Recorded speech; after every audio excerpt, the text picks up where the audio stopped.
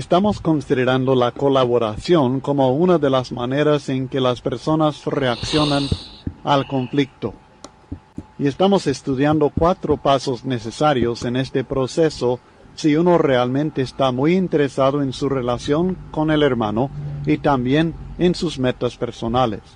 Porque esto funciona solamente cuando ambas partes desean de veras resolver la contienda y tienen la paciencia y la capacidad y el deseo de comunicarse eficazmente y dedicarse de veras a la resolución del conflicto.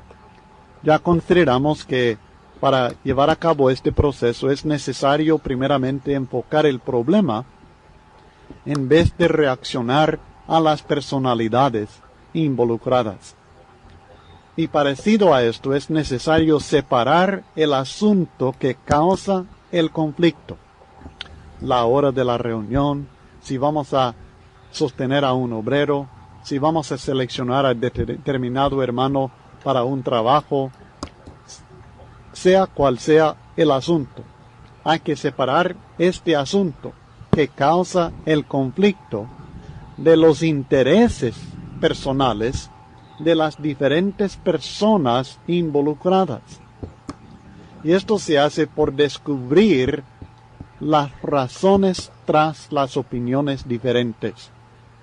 Para esto, por supuesto, se requiere de mucha honestidad y sinceridad en de veras comunicar lo que uno siente y por qué lo siente. Y esto, por supuesto, de parte de todas las personas involucradas como principales en el conflicto. Al mismo tiempo, hay que tratar de comprender los intereses de las diferentes personas. Comprender que tienen sus intereses y por qué las tienen, y no sencillamente criticar. Tercero, hay que ofrecer opciones que puedan ser aceptables a todos. Y luego hay que evaluar estas opciones para ver si de veras cumplen con las necesidades, los deseos de las diferentes personas involucradas y, por supuesto, como cristianos, si están de acuerdo o no con la voluntad de Dios. Y cuarto, hay que dar énfasis siempre a los principios bíblicos del siervo, el perdón, el sacrificio, la justicia y la misericordia. 5 principios bíblicos que son muy importantes. Debo venir a la mesa para servir, no para ser servido. También debo venir dispuesto a perdonar si me han ofendido, no sencillamente encerrarme en que estoy ofendido y siempre sentiré esta ofensa y no voy a perdonar nunca. Tengo que venir dispuesto a perdonar como Dios me ha perdonado a mí. También debo venir a la colaboración dispuesto a sacrificarme. El sacrificio es necesario en el pueblo de Dios. Fue necesario para Jesucristo, fue necesario para los apóstoles, incluyendo el apóstol Pablo, y es necesario todavía si nosotros vamos a mantener la paz y lograr resolver los conflictos que tenemos. También debo venir siempre con la idea en mente de la justicia, de lo que es recto y justo. Dios es justo. Y nosotros también lo debemos ser en los tratos que tenemos con nuestros hermanos. Y por supuesto, la misericordia. Dios ha manifestado tanta misericordia para con nosotros y compasión. Nosotros debemos manifestar lo mismo a nuestros hermanos. Estos son principios bíblicos esenciales si vamos a colaborar, ser colaboradores en asuntos de conflicto cuando estos surgen. Del ejemplo de Jesucristo encontramos algo muy interesante en cuanto a estas diferentes maneras de reaccionar al conflicto. Y es que Cristo, en diferentes circunstancias y con diferentes personas, reaccionó de diferentes maneras. A veces reaccionó al competir, o sea, oponerse directamente. A veces evitó el conflicto, a veces cedió en cierta forma, a veces practicó la transigencia y a veces colaboró. Cuando habían profanado el templo de Dios, Cristo se opuso directamente a ellos. No hubo nada de evitar el conflicto, de ceder a los gustos de ellos, nada de transigencia, nada de colaboración, sino sencillamente se opuso a ellos y lo hizo en forma dramática. Y a veces esto es lo que tenemos que hacer, pero no siempre. El error que a veces cometimos en la iglesia, en nuestras relaciones con nuestros hermanos, es que nosotros tomamos un ejemplo de Jesucristo, digamos cuando Él limpió allí el templo y criticó severamente a los fariseos y a los sacerdotes y a estos líderes religiosos en otras ocasiones cuando lo hizo en Mateo 23. Tomamos estos ejemplos y suponemos que este es el carácter de Cristo y el carácter que debe tener el cristiano, que es la forma de vida de reaccionar en toda circunstancia, y no lo es. Es la forma de vida de reaccionar en determinadas situaciones. Hay ocasiones cuando sencillamente no hay lugar para evitar, ni ceder, ni transigir, ni colaborar, sino que tenemos que oponernos, competir, en las palabras que usa el hermano Lowry. Y esto es lo que Cristo hizo. Cuando la situación lo exigió, Él estaba dispuesto a ello. Y nosotros también tenemos que aprender a hacerlo. Pero hubo ocasiones cuando Cristo evitó por completo el conflicto con sus enemigos. Por ejemplo, en varias ocasiones lo quisieron matar. Pero no había llegado el momento que Dios había establecido. Por tanto, Cristo sencillamente evitó el conflicto con ellos. En ocasiones se fue de una parte de la tierra de Palestina a otra parte de Judea, a Galilea. Fue viajando con tal de evitar el conflicto porque no había llegado el momento apropiado para ello. Pero más tarde, al llegar el cumplimiento del tiempo, cedió y se entregó voluntariamente para muerte a estos mismos enemigos, porque esto estaba conforme a la voluntad de Dios entonces. Así que su reacción a ellos y al conflicto cambió con las circunstancias, con la voluntad de Dios y conforme a la sabiduría que Dios le había dado. Sabiduría. Esto es lo que necesitamos.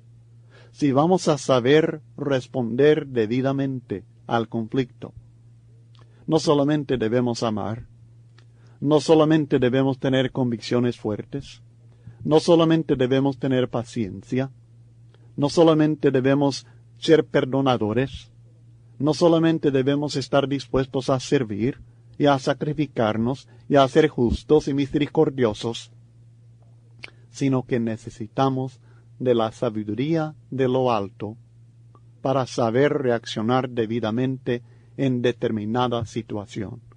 Ore a Dios, pida a Dios con fe, sabiduría espiritual, hermano. La necesita para estos casos que estamos considerando, los casos de conflicto en el pueblo de Dios. En una ocasión, al menos, y probablemente en otras, Cristo practicó la transigencia. Cuando lo criticaban a Él por no pagar los impuestos, lo hizo. No tenía que hacerlo, pero de todas maneras, Él buscó una concesión de su parte para lograr evitar el conflicto en este momento. También, cuando Pedro y los otros apóstoles no lo comprendieron, Él se humilló ante ellos, colaborando, ayudándoles a ellos, buscando una solución adecuada a la situación para que ellos entendieran el principio de la humildad y del servicio que tenían que aprender, colaborando así con ellos, en diferentes circunstancias y con diferentes personas. Cada reacción puede ser apropiada.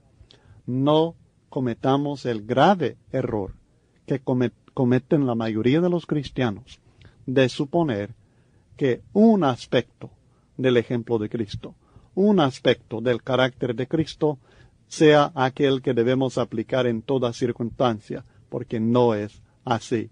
Usted, por naturaleza, por su propio temperamento, por su propio entendimiento limitado. Todos tenemos entendimiento limitado de las Escrituras. Y todos tenemos nuestro propio temperamento. Por su propio crecimiento espiritual también limitado. Usted va a reaccionar naturalmente de una de estas maneras, tal vez más de una de estas maneras, al conflicto. Lo que debe hacer es aprender a reaccionar de todas estas maneras conforme la circunstancia, la situación lo requiere. Esto es lo que aprendemos de Cristo. Hablando de responder al conflicto y resolverlo, hay algunas maneras seguras de no hacerlo, de no resolver el conflicto. Y estos los hemos incluido también. Y el primero es temerlo. Si usted teme el conflicto, y algunas personas sí lo temen, y harán cualquier cosa para evitar el conflicto, no lo resolverá. Segundo, si usted no desea resolver el conflicto, debe tratar de no ser claro sobre el asunto que causa el conflicto, o no ser honesto, no ser sincero en comunicar cuál es el problema legítimo, el problema verdadero que está causando los sentimientos negativos entre usted y otro hermano, o entre dos grupos de hermanos. Cuando no estamos claros sobre el asunto legítimo que causa en realidad el conflicto, nunca podremos resolverlo. Tercero, si usted no desea resolver el conflicto, debe suponer que ya lo sabe todo y que usted claramente tiene razón. Esto parece ridículo, pero así actúan muchas veces cristianos. Dan la impresión de saberlo todo y que están seguros que tienen la razón, y usted obviamente es un tonto, un necio, un ignorante, y usted obligadamente está equivocado porque no está de acuerdo con ellos.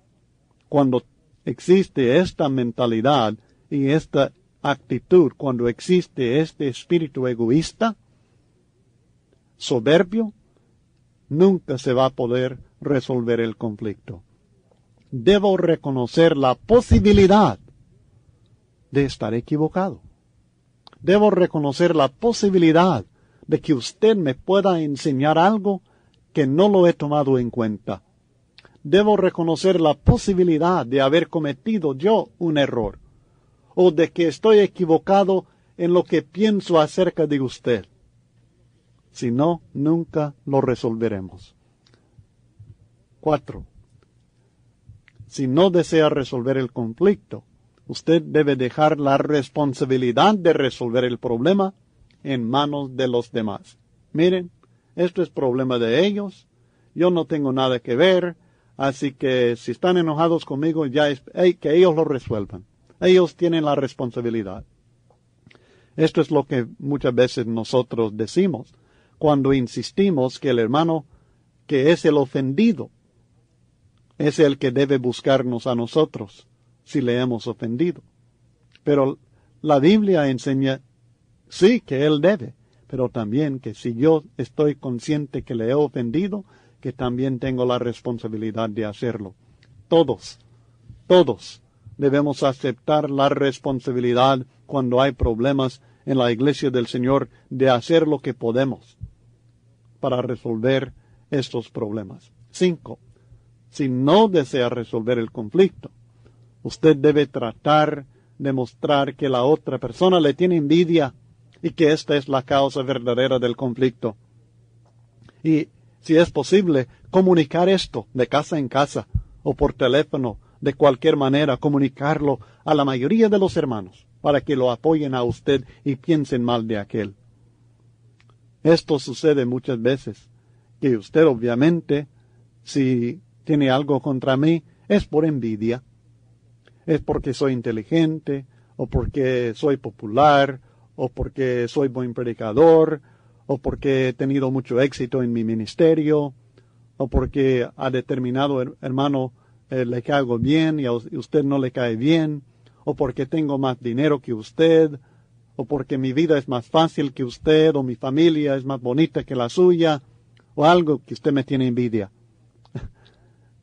Cuando pienso así, no estoy tomando en serio el conflicto. Y en realidad estoy llevando a un plano donde nunca podrá resolverse el problema. 6. Si usted no desea resolver el conflicto, si la otra persona ha cometido 1 o 2 errores, hay que dar mucho énfasis a estas fallas, a estos errores que ha cometido. De esta manera podremos enfocar siempre aquello que sucedió en el pasado y nunca tratar el problema a mano. 7. Si no desea resolver el conflicto, usted debe tomar la postura de todo o nada, o sea, ganar o perder. Cuando tomamos esta postura, esta actitud, que yo voy a ganar o voy a perder, nos hemos equivocado gravemente, porque no soy yo el que debo ganar, ni yo el que debo perder, sino que es el cuerpo de Cristo el que sufre cuando hay estos conflictos. Es la obra del Señor la que sufre cuando obreros del Señor no se ponen de acuerdo. Y aunque yo gane el argumento, aunque gane el punto, pero el pueblo de Dios ha perdido, y esto es malo siempre.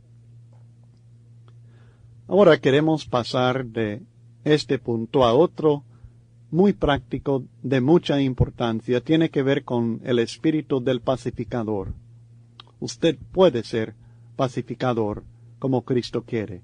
Él dice en Mateo 5, versículo 9, bienaventurados los pacificadores, porque ellos serán llamados hijos de Dios. Necesitamos urgentemente de pacificadores en la iglesia del Señor. Ya tenemos quienes causan bastantes problemas. Ya tenemos quienes causan conflicto y pleito y desacuerdo.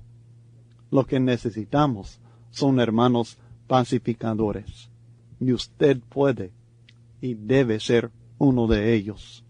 Esto es parte del carácter fundamental de aquellos que son discípulos de Cristo, que Él describe en las bienaventuranzas en los primeros versículos de Mateo capítulo 5. Y tengo varias sugerencias que usted puede y debe seguir, basadas en las Escrituras y en la práctica, para ser un buen pacificador en el pueblo de Dios. Y lo primero es que comience orando para tener sabiduría en lo que dice. Ya hemos mencionado la importancia de la sabiduría espiritual para saber reaccionar debidamente en diferentes situaciones conflictivas. Y esto es lo que necesitamos hacer para lograr esta sabiduría, es orar. Santiago dice en Santiago capítulo 1 y el versículo 5, y si alguno de vosotros tiene falta de sabiduría, pídala a Dios, el cual da a todos abundantemente y sin reproche, y le será dada. Es necesario estudiar la Biblia para tener conocimiento de la voluntad de Dios. La revelación divina está completa y está en la Biblia. No vamos a recibir más revelaciones aparte de ella.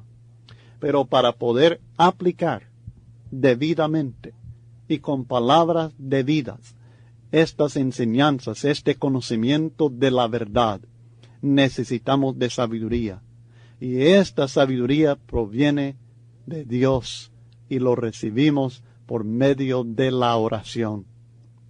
En el contexto de Santiago capítulo 3, él habla acerca de la potestad que tiene la lengua del ser humano y cuánto daño puede hacer, cuán destructivo puede ser la lengua del hombre y cuánto necesitamos saber hablar debidamente nosotros. En Colosenses capítulo 4 también nos habla acerca de la necesidad de que nuestro hablar sea sazonada con sal, con gracia, que hablemos y respondamos a otras personas. Necesitamos de sabiduría espiritual para poder hacer esto. De esto habla Santiago, comenzando en el versículo 13, del capítulo 3. Recuerden, el contexto es el de la lengua, de cómo hablamos, de cómo enseñamos, de cómo corregimos, de cómo tratamos a nuestros hermanos. Y dice el texto: ¿quién es sabio y entendido entre vosotros? Muestre por la buena conducta sus obras en sabia mansedumbre. Cuando corregimos a un hermano, lo tenemos que hacer con mansedumbre, dice el apóstol Pablo en 2 Timoteo capítulo 2. Cuando nosotros restauramos a un hermano que ha cometido un error, debemos hacerlo con mansedumbre. Nos instruye el Espíritu Santo en Gálatas capítulo 6, versículos 1 y 2. Y aquí nos habla de mostrar por la buena conducta nuestras obras en sabia mansedumbre. Este es el hombre entendido, el que tiene sabiduría y sabe expresar esta mansedumbre espiritual. Pero si tenéis celos amargos y contención en vuestro corazón, no os jactéis, ni mintáis contra la verdad. Porque esta sabiduría, es decir, la que tiene celos amargos y contención, que se jacta, esta sabiduría no es la que desciende de lo alto, sino terrenal, animal, diabólica. Y la verdad es que todos tenemos problemas con expresar estos sentimientos negativos a veces. Cuando menos pensamos, dejamos nosotros salir de la boca palabras indebidas, que expresan algo del corazón, de jactancia, de celos, de contención. Y necesitamos de otra sabiduría, no la terrenal, no la animal natural de nosotros, no la de Satanás. Porque donde hay celos y contención, dice el versículo 16, allí hay perturbación y toda obra perversa. Quiere ser pacificador, en vez de aquel que perturba y aquel que hace contiendas. Usted necesita de sabiduría de lo alto. Versículo 17. Pero la sabiduría que es de lo alto es primeramente pura, después pacífica, amable, benigna, llena de misericordia y de buenos frutos, sin incertidumbre ni hipocresía, y el fruto de justicia se siembra en paz para aquellos que hacen la paz. El pacificador es aquel que hace la paz. Y si quiere ser pacificador, si quiere tener este fruto de paz, si quiere hacer la paz, obligadamente necesitará de esta sabiduría que es pacífica, amable, benigna, misericordiosa y que lleva el fruto de la paz, que no tiene incertidumbre ni hipocresía. Para ser pacificador, usted tendrá que tener esta sabiduría.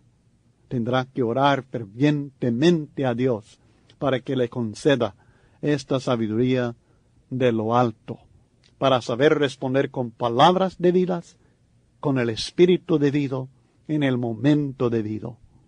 Segundo, si usted de veras desea ser pacificador y recibir la bendición que Cristo pronuncia de ser llamado Hijo de Dios, es necesario que usted practique lo que va a predicar, o sea, que resuelva sus propios conflictos bíblicamente. Si usted no lo hace personalmente, no podrá ayudar a otros hermanos a hacer lo mismo.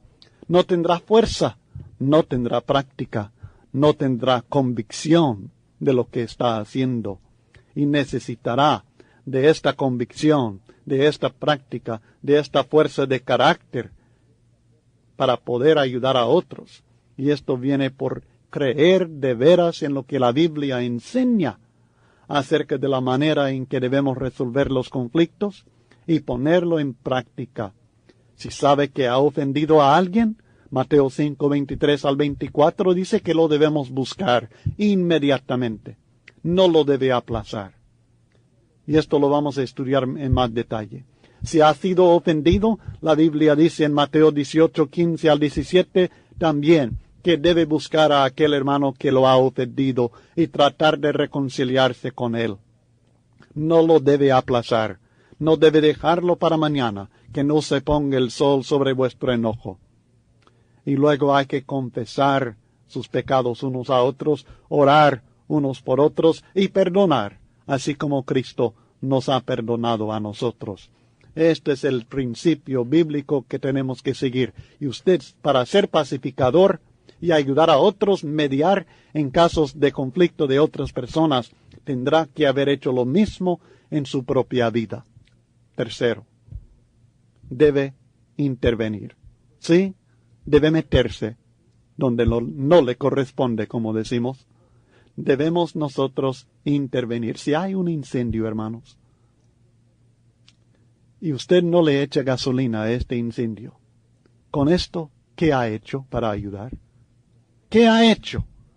Nosotros a veces cuando hay conflictos en la iglesia, entre hermanos, y nos damos cuenta de ello, sencillamente nos apartamos y lo observamos de lejos y decimos, bueno, yo no he causado nada de este problema. No me han ofendido, ni he ofendido, por tanto estoy limpio. No he hecho nada. No soy culpable de este problema. Es el mismo caso de aquel que mira el incendio de una casa y mira y lo ve y dice, bueno, yo no prendí el fuego, ni le voy a echar gasolina, sino que sencillamente lo voy a ver. Y voy a ser inocente de este problema. Es necesario apagar el incendio con agua o conseguir ayuda para que otros lo hagan, pero sencillamente verlo, estarlo contemplando, en realidad nos hace cómplice del delito, cómplice de lo destructivo que es este incendio.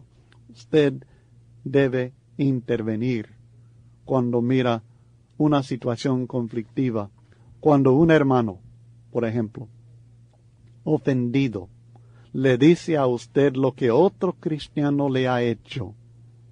Hay una manera en que usted debe responder. Y la respuesta en realidad es que usted debe instruirle a él, que él tiene la responsabilidad de ir y platicar con su hermano. Y si es posible, luego usted lo debe acompañar para tratar de ayudarles a resolver este problema y lograr la reconciliación de estos dos hermanos. Pero lo que hacen muchos cristianos cuando esto sucede es que se convierten en receptores y transmisores de los chismes. Receptores de parte de aquel que le está contando lo que otra persona le ha hecho, sencillamente recibe aquello, tal vez comenta algo con él, tal vez critica al hermano que ofendió, al que está hablando con usted, y empieza la lengua luego a contar lo mismo a otras personas, si es posible aumentarle un poquito a lo que ya le contaron, y de ahí comienza el fuego que destruye el pueblo de Dios. Y usted está participando, usted no es pacificador, usted está participando en el conflicto de una manera activa. La Biblia condena tan fuertemente a los chismosos. En Proverbios capítulo 11 y el versículo 13 dice, el que anda en chismes descubre el secreto, mas el de espíritu fiel lo guarda todo. Muchas veces decimos, creo que quizás no debiera yo comentar esto, pero y cuando decimos no debo comentar esto es porque no debemos por lo general. Me dijeron algo en secreto, esto es muy confidencial, pero se lo voy a contar solamente a usted. ¿Y por qué? ¿Por qué me lo va a contar?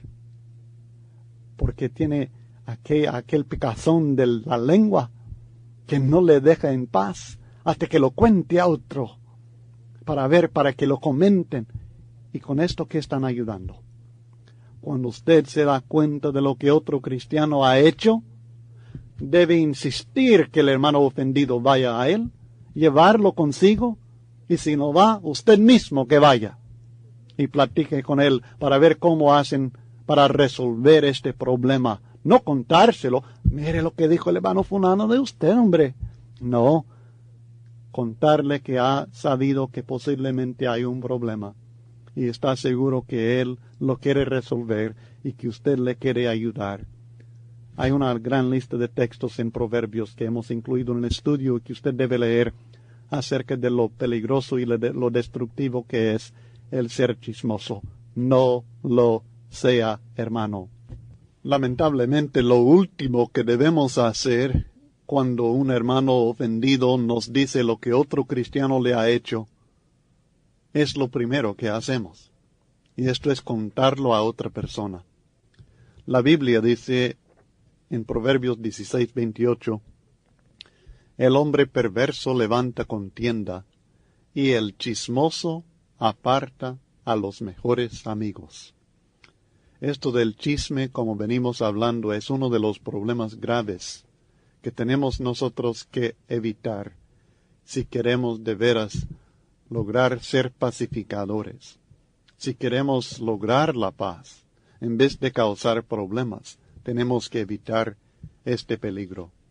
Escuche palabra de Dios. Proverbios 17:9. El que cubre la falta busca amistad, mas el que la divulga aparta al amigo. Capítulo 20 y el versículo 19. El que anda en chismes descubre el secreto, no te entremetas pues con el suelto de lenguas. Capítulo 26 y el versículo 20. Sin leña se apaga el fuego, y donde no hay chismoso, cesa la contienda. Si usted quiere hacer cesar la contienda, si quiere ser pacificador, no sea chismoso. No participe ni como el que comunica, ni como el que recibe al chismoso. Luego, cuando usted observa una falta en otro cristiano, nadie le ha contado, sino que usted mismo se dio cuenta de ello. Las instrucciones de la Biblia son bien claras, y nuevamente no es que ande platicando con otras personas al respecto, sino que usted, si es un cristiano pacificador, si es un cristiano espiritual, en vez de un cristiano carnal, usted debe tratar de restaurar a este hermano. La Biblia dice en Gálatas 6, versículo 1, hermanos, si alguno fuere sorprendido en alguna falta, vosotros que sois espirituales, restauradle con espíritu de mansedumbre, considerándote a ti mismo, no sea que tú también seas tentado. Esta es la forma en que debe reaccionar un cristiano que sinceramente desea ser pacificador cuando se da cuenta, cuando observa una falta en otro cristiano. Debe intervenir. No debe decir, bueno, todos tenemos nuestras faltas, todos tenemos nuestros problemas, yo no le puedo ayudar, y empieza a contarlo a otra persona. De veras que no lo puede ayudar de esta manera. La manera de ayudarle es orando por él, fortaleciéndole, instruyéndole, dándole buen ejemplo, tal vez exhortándole, corrigiéndole si es necesario, restaurándole cuando ha sido sorprendido y ha caído bajo la potestad del pecado. A veces las decisiones que se hacen en la iglesia no le van a agradar a usted. Así esto sucede en toda congregación con todo cristiano. Se hacen decisiones que a mí no me gustan. Esto sucede en la congregación donde estoy sirviendo a Dios ahora. Ha sucedido en congregaciones donde anteriormente he servido al Señor, y así será siempre. Y estoy seguro que así es con usted también. Que la iglesia, los ancianos o los que toman las decisiones en la congregación han tomado decisiones que a mí no me agradan. Y así a usted no le agradan algunas decisiones que se hacen en la iglesia. Entonces, ¿qué hacer? Bueno, lo que puede hacer, aceptar la decisión. No empezar a criticar, no empezar a murmurar, que es pecado, tanto contra Dios como también contra la iglesia. Si puede cambiar algo, cambiarlo. si puede influir en la mente de aquellos que hacen la decisión o de la congregación entera, si es algo que de veras no agrada a Dios, tratar de hacerlo, y si no puede, hay que aceptarlo. Hay que aceptar que usted no es el que manda más, no es el que toma todas las decisiones, y van a haber decisiones que no le agradan a usted. Cuando alguien trae alguna acusación contra un hermano, la Biblia nuevamente habla claramente. En Mateo 18, 15 al 17, este hermano tiene la responsabilidad de hablar con su hermano que le ha ofendido. Debe hacerlo con el espíritu de querer ganar a su hermano. Y cuando lo ha hecho, si el hermano no responde, entonces usted y otros hermanos fieles deben ir y platicar con él. Y tomar en cuenta únicamente si hay 2 o 3 testigos contra este hermano, una acusación contra él. 1 Timoteo 5, versículo 19. Esta es la función de intervenir en este caso de conflicto, tratar de ayudarles a resolver el problema. A veces hay quienes critican la iglesia, las actividades de la iglesia, el liderazgo de la iglesia. ¿Qué debe hacer usted entonces? Debe nuevamente intervenir. Debe tratar de ayudar a que esta persona entienda las razones por qué la iglesia hace esto o aquello, o por qué el liderazgo en la iglesia hace esto o aquello.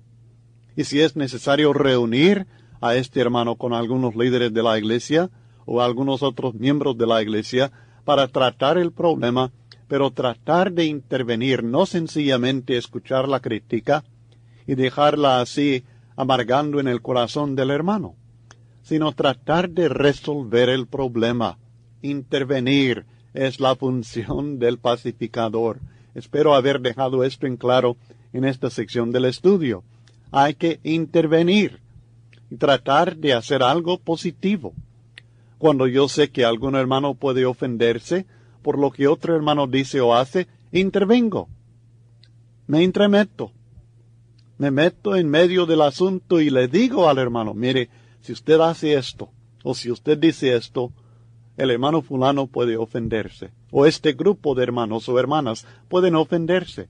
No hay otra manera en que podemos decir lo mismo o hacer lo mismo, lograr la meta que tenemos en mente, hacer lo que Dios quiere que hagamos sin ofender. Esto es algo que tenemos que aprender a hacer, evitar las ofensas. Y si yo puedo ayudar a otro hermano o a un grupo de hermanos a evitar la ofensa, debo intervenir. Esta es la función del pacificador. Ahora quiero que pasemos de esto de la intervención a la motivación que nos sirve a nosotros para resolver las contiendas, para hacer la paz entre hermanos y para querer la paz nosotros mismos.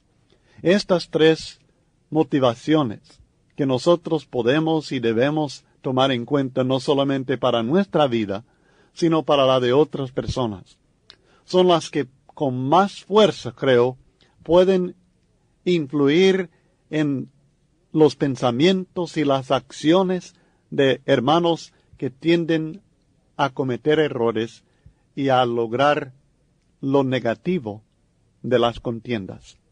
Primero, hay que recordar la cruz. Hay que recordar en la cruz del Calvario la actitud manifestada por nuestro Señor Jesucristo.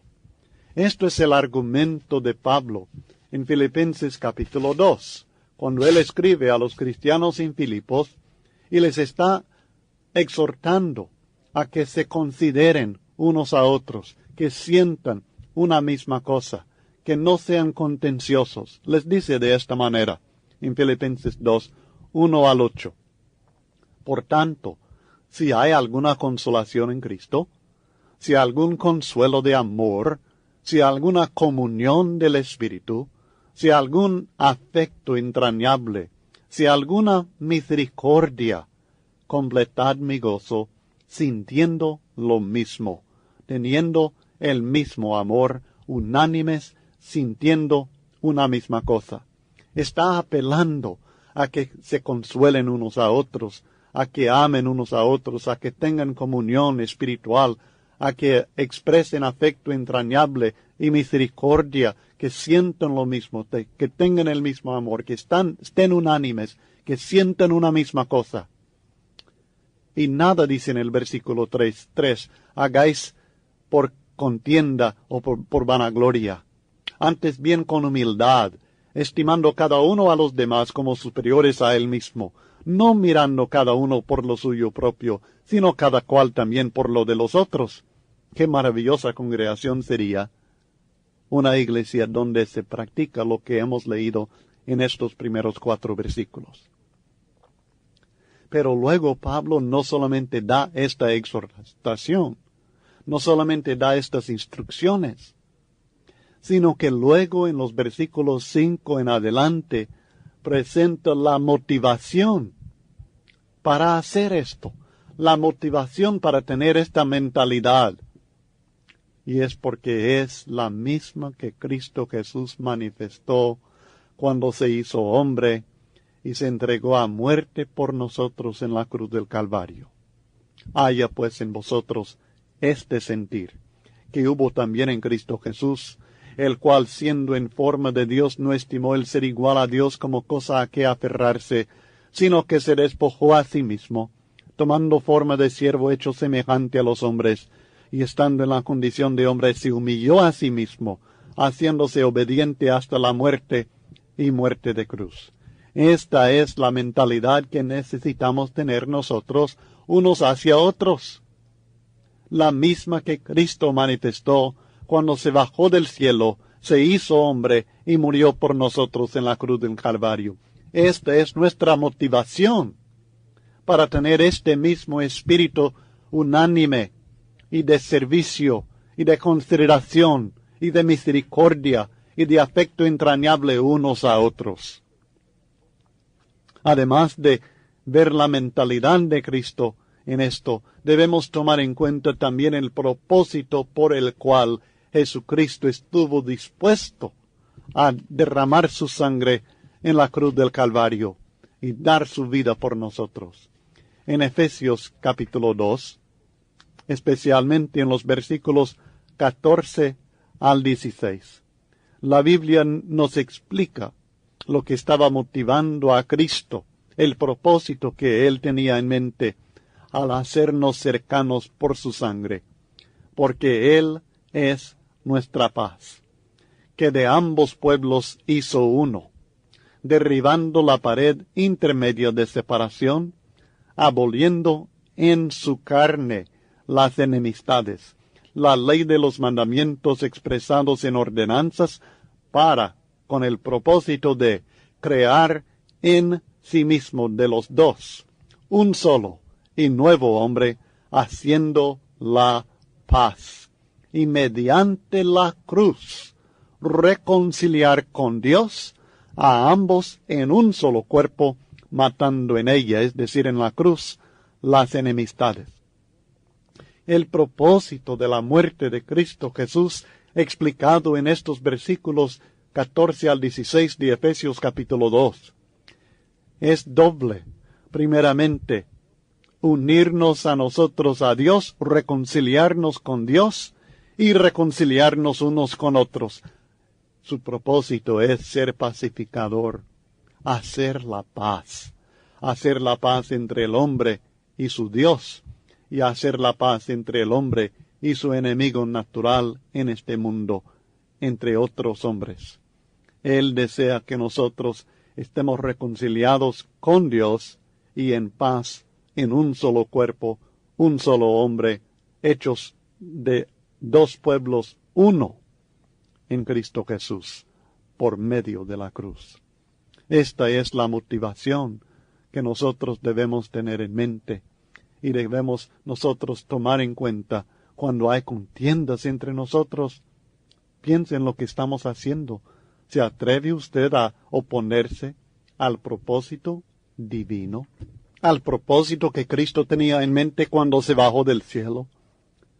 Al propósito que le motivó a Él a sufrir sufrir como sufrió por nosotros en la cruz del Calvario. El apóstol Pablo dice en 1 Corintios 8, 11 al 12, hablando acerca de la necesidad de ceder a veces nuestros derechos y no guiarnos solamente por el conocimiento, sino también por el amor. Y por el conocimiento tuyo se perderá el hermano débil, por quien Cristo murió. De esta manera, pues, pecando contra los hermanos, e hiriendo su débil conciencia, contra Cristo pecáis. Debemos nosotros usar esto como motivación personal y también para motivar a nuestros hermanos. Hermanos, cuando hay problemas, cuando hay conflictos, recordemos la cruz. Recordemos lo que Cristo ha hecho para unirnos a Dios y unos a otros. Recordemos su gran sacrificio, su espíritu de humildad, de mansedumbre, de servicio a nosotros. E imitemos nosotros esto. No seamos nosotros culpables de hacer que se pierda un hermano por quien Cristo murió. Segunda motivación. Debemos recordar que somos familia. Parientes por sangre, por espíritu y por Padre. Somos parientes porque la misma sangre que ha lavado mis pecados, la misma sangre que a mí me mantiene limpia ante Dios mientras ando en luz, es la misma sangre que le lavó de sus propios pecados, de usted y de otros hermanos, de todos nuestros hermanos. Tenemos la misma sangre, la sangre de Cristo Jesús. Y Dios, a los que le obedecen, dice la Biblia en Hechos capítulo 5, a todos los que le obedecen, Dios ha dado su Espíritu. Todos tenemos el mismo Espíritu Santo morando en cada uno de nosotros. No es diferente el Espíritu que Dios me ha dado a mí y el que le ha dado a usted, sino que tenemos un mismo Espíritu de Dios. Y luego tenemos el mismo Padre. Todos hemos sido adoptados como hijos de Dios. Por esto ha enviado el Espíritu de su Hijo a nuestros corazones, clamando, Abba, Padre. Al que yo clamo como Padre, es el mismo al cual usted clama como Padre. Todos que hemos nacido de nuevo, de agua y del Espíritu.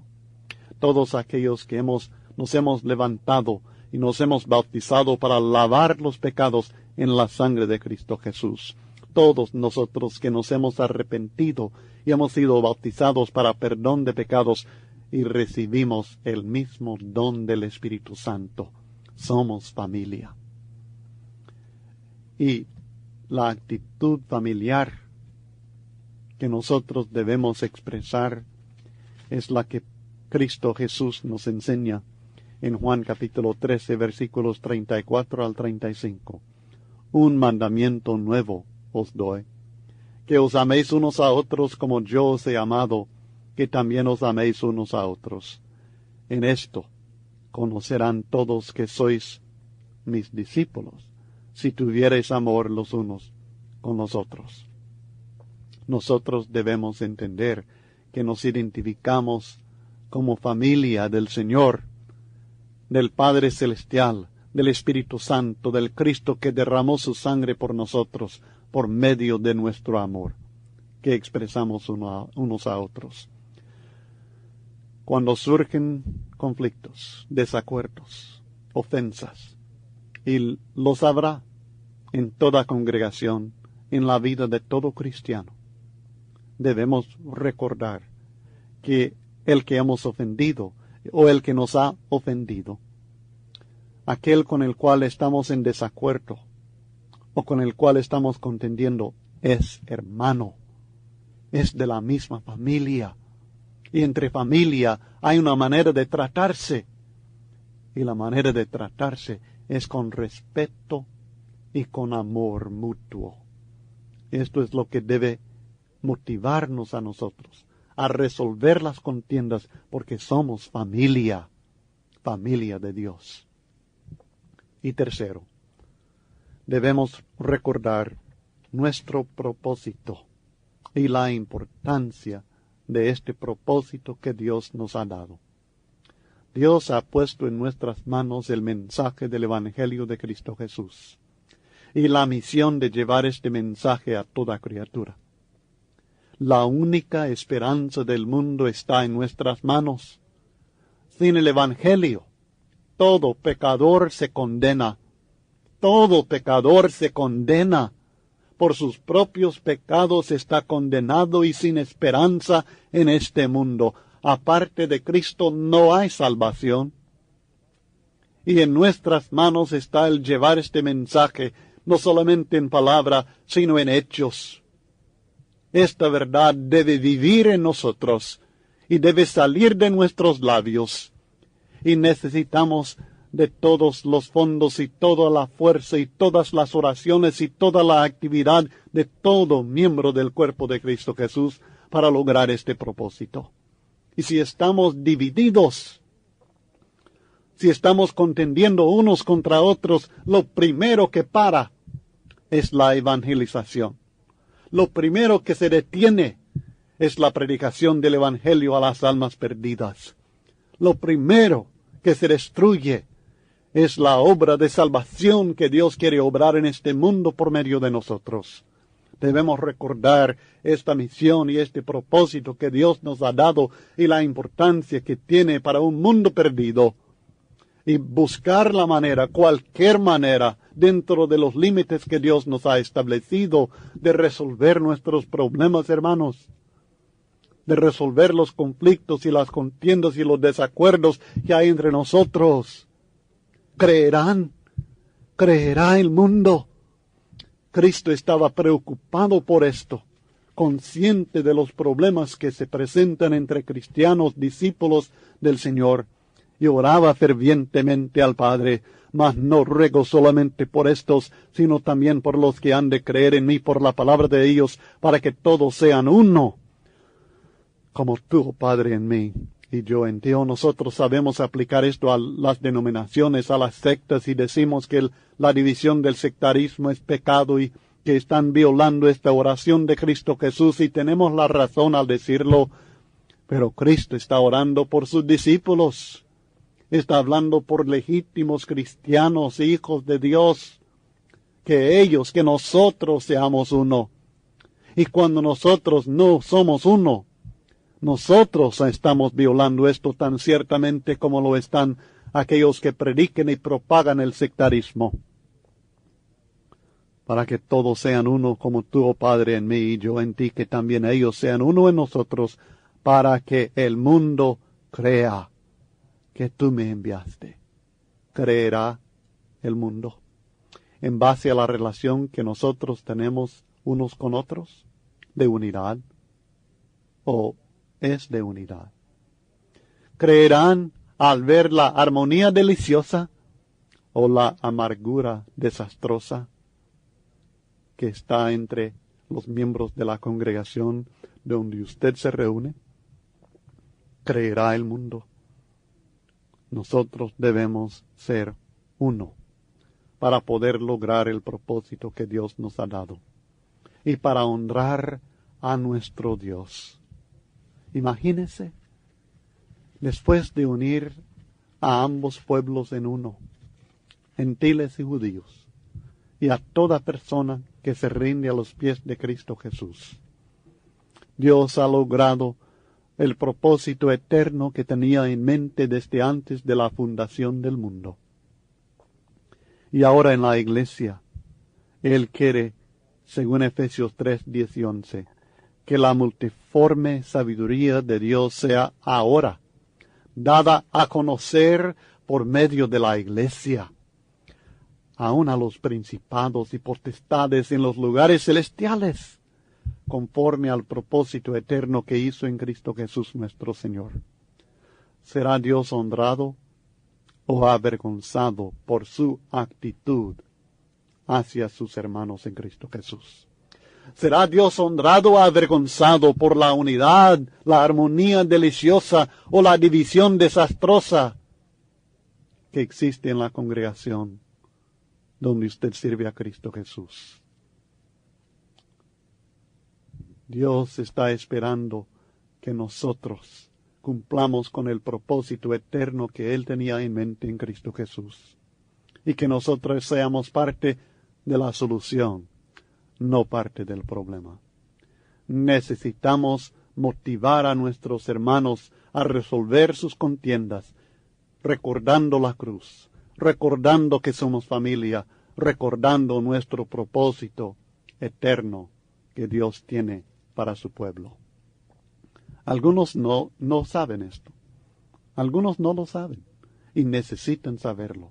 Algunos son débiles y necesitan ser exhortados e instados, fortalecidos.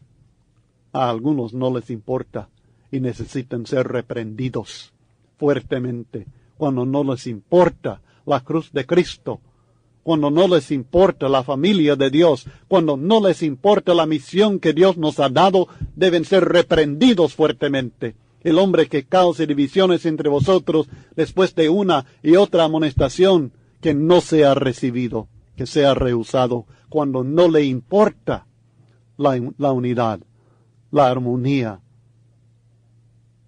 que Dios quiere ver en su pueblo. ¿Será usted parte de la solución como pacificador o será usted parte de la causa del problema? Depende de su decisión. Y si usted decide ser pacificador, creo que tiene buenos principios que hemos estudiado que le ayudarán a hacerlo. Y estoy seguro que Dios le ayudará. Si usted con humildad y con fe le pide sabiduría y ayuda y fuerza, Él se la dará para que usted sea pacificador y conocido por Él como hijo, uno que tiene el mismo carácter de Dios. Por ser puntos tan importantes, quiero volver a considerar en un poco de detalle más y algo bien específico sobre cómo debemos reaccionar con el espíritu de pacificador en 4 situaciones. Son los números 2, 5, 6 y 7 del punto C que estudiamos anteriormente acerca de la intervención como pacificador. Primeramente, cuando un cristiano le comunica que otro cristiano le ha ofendido, específicamente debe exhortarle a ir personalmente al hermano. Si no lo hace, hay que ir con él. Si no acepta ir, corregirle usted e ir al hermano acusado de la ofensa para que él tenga la oportunidad de reconciliarse con su hermano. Estas son las instrucciones específicas que nosotros encontramos en las Escrituras de lo que debemos hacer. Usted debe tratar de lograr que este hermano que le está comunicando que es el ofendido, debe tratar de lograr que él haga lo que debe, que es ir y platicar con su hermano. Pero si no está dispuesto a hacerlo solo, usted va con él. Si no está dispuesto a ir con usted, usted debe amonestarle y luego usted mismo tiene que ir y dar la oportunidad al hermano acusado a que se reconcilie, que sea el hermano espiritual en este caso, y se reconcilie con su hermano a quien ha ofendido. Luego, en el caso cuando un hermano trae alguna acusación de pecado contra otro hermano, debe exhortarle a platicar directamente con el hermano acusado para lograr su arrepentimiento y restauración. Y si no lo hace, debe ir con él al hermano acusado. Y si él no está dispuesto a ir con usted, siempre tiene usted ahora la responsabilidad de tratar de ayudar al hermano acusado, de cualquier manera que le sea posible.